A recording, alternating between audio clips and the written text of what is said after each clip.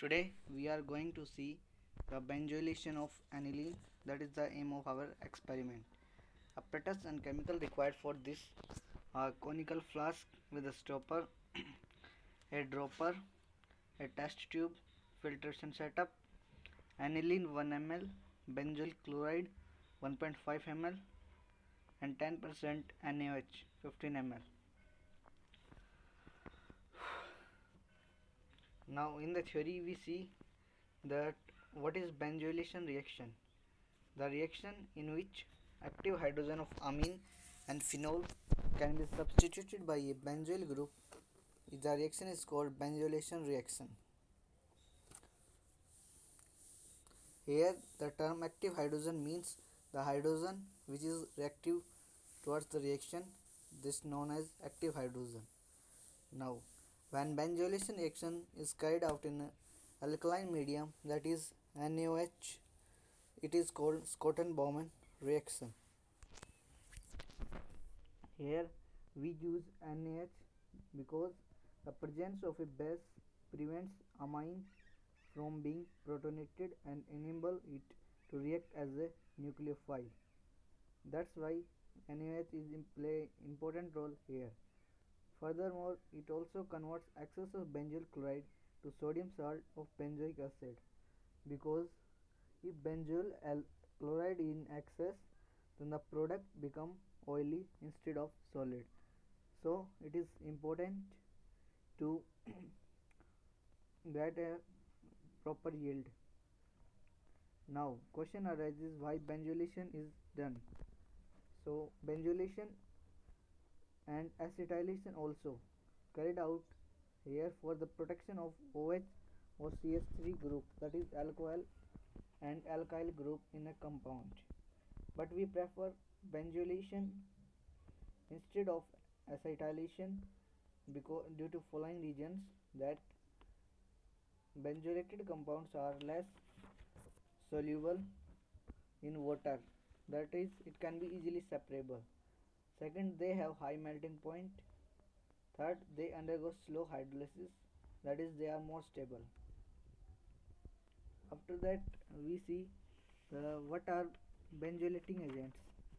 These agents, here we use benzyl chloride and benzoic anhydride also uses, but we used to prefer benzyl chloride as a benzylating agent because benzoic anhydride gain easily hydrolysis and due to which the reaction becomes slow, so we use benzyl chloride as a benzylating agent. Now we see that uh, at the place of NaOH we sometimes use water, but use of water can be avoided because if water is used, HCl will keep on accumulating and system become more acidic and the reaction could revert back or go back. Now we see the procedure of this experiment. We have to follow the following steps in a lab to perform the experiment. First is a clean 100 ml conical flask was taken out. In this flask 15 ml of 10% NaOH solution was taken and 1 ml aniline was added. Now rubber stop wrapped in an aluminium foil was placed in the mouth of conical flask and it is shaken well for 1 minute.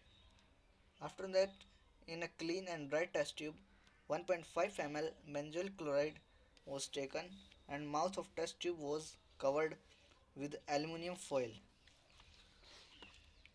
Here aluminium foil is play an important role to avoid any. Now benzyl chloride was then added dropwise in conical flask with constant and vigorous shaking using a clean and dry dropper. After that, a complete addition of benzyl chloride in conical flask was shaken vigorously for further 5 to 10 minutes.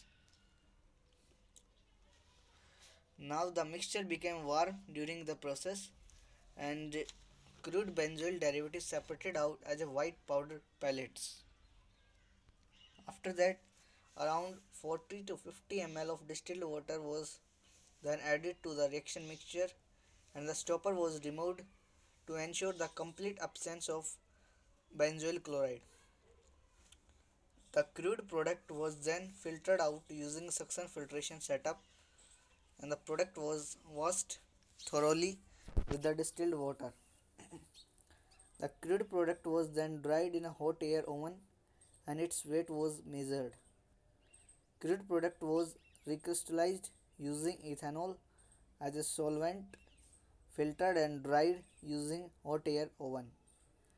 Finally, the melting point of recrystallized product was recorded using Zildalf melting point apparatus. Now, following calculation and percentage yield of product was obtained.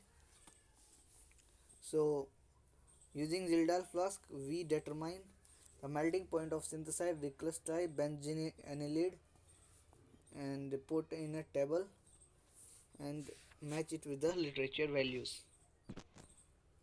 Now we see